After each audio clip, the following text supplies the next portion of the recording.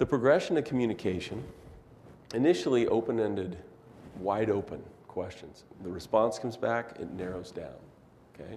Followed by these focused points where you kind of take them down to a finite place. If they feel like you ushered them to that point or rushed them to that point, it's negative. If you take them through it logically, but let them have the emotional reign to go wherever they want with the questions, it's better. If you know ahead of time what's important to them, you can tailor these questions far more effectively. All right, mirroring, I mentioned this before. Try to match the style that they have. You know, if they're kind of upbeat and you come in, if they're really down and they seem like they're in a lot of pain, you don't want to be real boisterous, right? You want to try to mirror that. If they tend to be a little bit more reserved, you know, you want to tread a little bit slowly. They walk in, Doc, I can't wait to see you. I've been dying to get to see you. Holy smoke. Great, I'm glad you're here. Well, you know what, let's get started.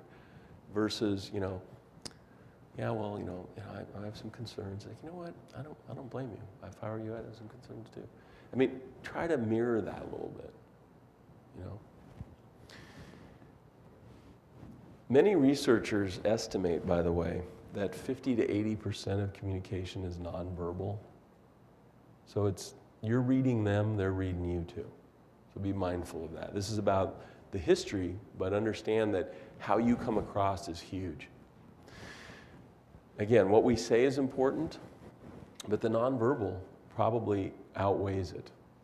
So how you touch them, how you examine them, whether you're gracious, if they're really uncomfortable, if you show them a little empathy and try to maybe make them feel more at home, more comfortable and so forth, those kinds of things make a huge impression at that point in time. Etiquette, certainly reasonable to consider, you know. It appears to be a little bit less of an issue on the coasts, but in certain parts of the world, it's far more impactful. If somebody's a little gray-haired lady, you know, in her Sunday best with her purse and her gloves on, you know, you may not shake hands with her necessarily unless she extends her hand, you know. If you don't have any etiquette skills, is that in the arena of people skills? You bet. There are people that teach this. I would spend the time and energy to, you know, you want to do something different that's sort of going to help you grow, go learn about some of these things. Go sign up for a program and learn about some of these things, these etiquette skills. Culture. If you're in Japan, you don't necessarily shake hands right away, but you sure should have a card ready to hand to them and bow and so forth, you know. Consider the culture and ancestry. Religious orientation, certainly, you know. Be mindful of that. If someone comes in a burqa and you're a guy, but your name is Leslie, maybe they made the appointment because they thought you were a female. Be mindful of these things. Could it happen? You bet.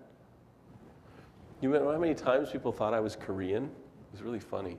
In the Bay Area, there's a lot of Asians, and so I'd walk in and they go, "You're not Korean?" I said, "I certainly am, just as Korean as you are." They get all kind of weird, you know. I'd say, "I'm just kidding," you know. That would be H-U-E-N. It's German. It's Heun, you know. All right, mannerisms and gestures. You really should, this is maybe common sense, but, you know, this business, you know, doesn't work so well. But if they were doing it, you might be okay with it, right?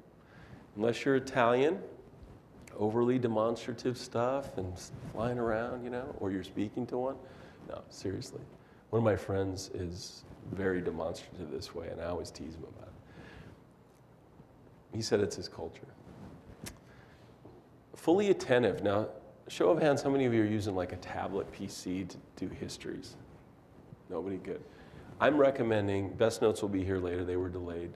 I'm recommending that you still use paper up to a point, and that when you're going through the history, because of the familiarity thing, that you still use paper and you make notations on paper. Unless you're really adept at using the computer, it gets in the way. And some of the surveys that have been done where the doctor is, especially if you can't type and you're, you know, you're more focused on that than the person, bad idea. This is more about the relationship than it is about the tech. Huh? So I suggest that you avoid at all costs any kind of disconnect at this point in time. You might consider buying a scanner, scan all the paperwork in, wait until after your presentation of findings to then go in and fill all the information out. It could be a reasonable solution. Your face is going to convey your confidence immediately. Biggest thing, if you're getting a gut check, first time you're going to meet the person, okay, and you got to get all jacked up to go in and meet the person, something's wrong in your system. Something's wrong about your platform. Something's wrong about your policies, perhaps. If you're doing one of these situations, if you're in this situation where maybe you're doing an extended care and you have to raise this level of enthusiasm and confrontational sort of thing to get past a certain point, to convince someone why they need to come to your care, and you're not comfortable with that, you're going to fail with it.